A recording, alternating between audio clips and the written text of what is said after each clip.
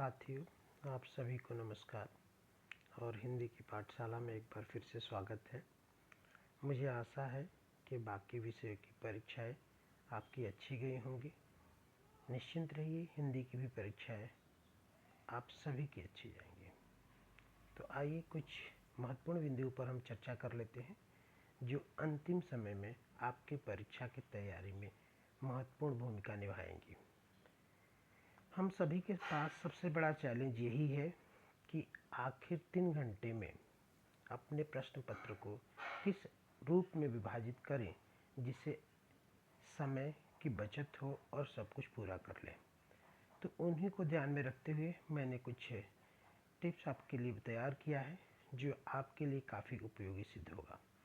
सबसे पहले आप ये जान लीजिए कि हमें इतना समय रखना है प्रश्न पत्र लिखने के बाद कि उसे आप संशोधन कर सकें, अर्थात जो भी गलतियां हैं उसे दोबारा पढ़ करके आप रिमूव कर सकें।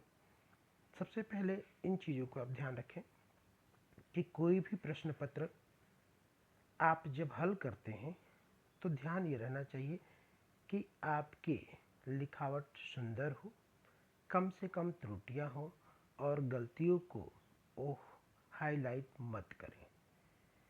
एक प्रश्न से दूसरे प्रश्न के बीच में थोड़ा गैप जरूर रखें जिससे करेक्शन करने वालों को सुविधा मिले। तो आइए देखते हैं समय का विभाजन कैसे और किस तरह से किया जाए। सबसे पहले आपको जो 15 मिनट पढ़ने का टाइम मिलता है आप पूरा पढ़ने में लगाइए, उसे किसी चीज़ को हल करने में ना लगाइए। अब देखते हैं कि किन चीज़ों को कैसे किया जा सकता है। तो सबसे पहले लेते हैं अपठित गद्यांश का, अपठित बोध जिसे आप बोलते हो, जिसमें कुल 2 प्रश्न आपके पास होते हैं और 2 प्रश्नों में से सबसे पहला चीज़ आप ये ध्यान रख लो कि कितने अंक देना चाहिए। तो आप जानते हैं 5 अंक के 2 होंगे जिसके लिए आप ज़्यादा से ज़्यादा 15 मिनट का समय दें। वैसे तो आप एक बार ध्यानपूर्वक पढ़ेंगे तो एक बार कर सकते हैं, लेकिन सबसे पहले आप उनके पहले प्रश्नों को पढ़ें और फिर अपठित गद्यांश को पढ़ें। इस तरह से आप समय को बचा सकते हैं। दूसरा है आपका व्यवहारिक व्याकरण। व्यवहारिक व्याकरण का आपको कुल जो प्रश्नों की संख्या है वो 21 है, जिसमें से आपको 16 करने हैं। 16 प्रश्न आपको करने हैं। ज़्यादा से ज़्यादा आप 21 प्रश्न पढ़ने के लिए 21 मिनट लगाइए और फिर उसे उसी समय में कंप्लीट कीजिए।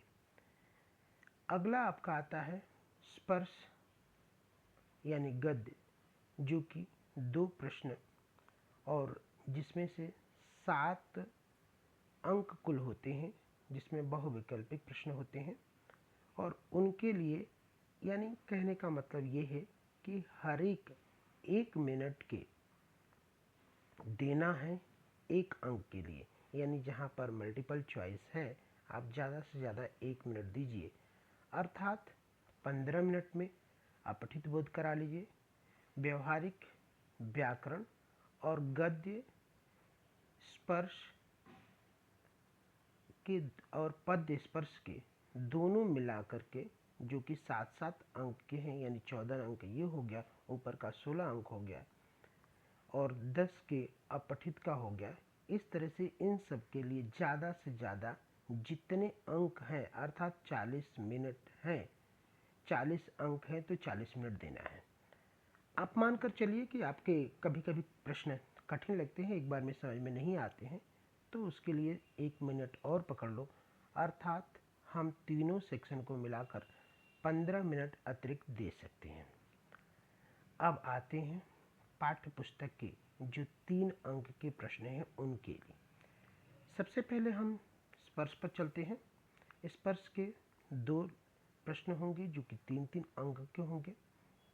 मेरे हिसाब से प्रति प्रश्न ज़्यादा से ज़्यादा भी आप लिखते हो तो 7 से 8 मिनट लगना चाहिए, यानी 2 प्रश्न लिखते हो तो 16 मिनट। उसी तरह आपके पद्य के भी 2 प्रश्न होंगे जो कि 3-3 अंक के लिए होंगे, उनके लिए भी वैसे ही आप टाइम दीजिए और उसी तरह आपके संचयन के भी 2 प्रश्न होंगे। अर्थात कुल आपको 60 मिनट इसमें देने होंगे प्रश्न उत्तर के लिए। कुल मिलाकर के 18 अंकों का है, लेकिन इसमें 60 मिनट अधिकतम दे सकते हैं, जिसमें हमने 12 मिनट अतिरिक्त रखा है, यानी 8 मिनट के अलावा। अब हमारे पास चैलेंज ये आता है कि अब हम रचनात्मक के लिए कितना समय दें। अनुच्छेद लेखन, जो कि 3 में से 1 आपको करना है, उसके लिए ज़्यादा से ज़्यादा 10 मिनट दीजिए। मेरी व्यक्तिगत राय यही है कि अनुच्छेद लेखन को अंत में करें, ताकि आवश्यकता अनुसार उसमें और ज़्यादा समय मिलता है तो आप उसको जोड़ सकें। औपचारिक पत्र, जो कि 5 अंक के लिए है, और समय उसके लिए आप ज़्यादा से ज़्यादा 10 मिनट दीजिए। सूचना लेखन, जो कि 4 अंक के लिए है, उसे आप 8 मिनट में आराम से लिख सकते हैं, क्योंकि आपको पता है सीमित शब्दों का प्रयोग करना होता है।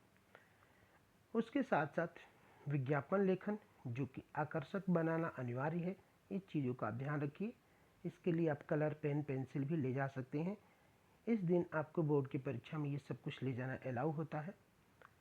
उसके बाद जो अंतिम प्रश्न आता है, कहानी लेखन या ईमेल लेखन, उसके लिए भी आपको 10 मिनट समय देना होगा। तो कुल मिलाकर के आप इनके लिए समय दीजिए और 45 मिनट लेखन कौशल के लिए आप दे दीजिए। तो इस तरह से आप देखेंगे कि आपके पास 20 मिनट अभी भी अतिरिक्त समय बच रहा है, जिसे आप संशोधन के लिए प्रयोग कर सकते हैं। अर्थात जो कुछ भी आपने लिखा है, एक बार ज़रूर उसको चेक कीजिए, और चेक करने के साथ साथ इसे आप आसानी से ध्यान में रखेंगे कि जो गलतियां हैं उसे रिमूव करें, और प्रश्न पत्र को आप बेहतर ढंग से प्रस्तुत कीजिए, और इस तरह से आप बेहतर से बेहतर कार्य कर सकते हैं। एक चीज़ मैं और कहना चाहूँगा कि मैं ये जिस YouTube पर अपलोड करूँगा, वहाँ लिंक में मैं आपको मॉडल पेपर भी 1-2 डाल दूँगा, जिसे आप खुद समय देख करके करने के प्रयास करें, और जिसे आप बोर्ड की परीक्षा में बैठेंगे तो आपको कोई समस्या न हो। मुझे आशा है कि हर प्रश्न पत्र की तरह ये भी आप अच्छे से अच्छे करेंगे। एक बार बाकी चीज़ें आप चेक कर पाएँ या ना कर पाएँ, लेकिन जो 1 अंकीय प्रश्न हैं उनके ऊपर ज़रूर निगाह डालें, क्योंकि जल्दीबाजी में हो सकता है थोड़ा थोड़ा इधर उधर ध्यान भटकता है और अंक चले जाते हैं। इन्हीं बातों के साथ ऑल द बेस्ट। धन्यवाद।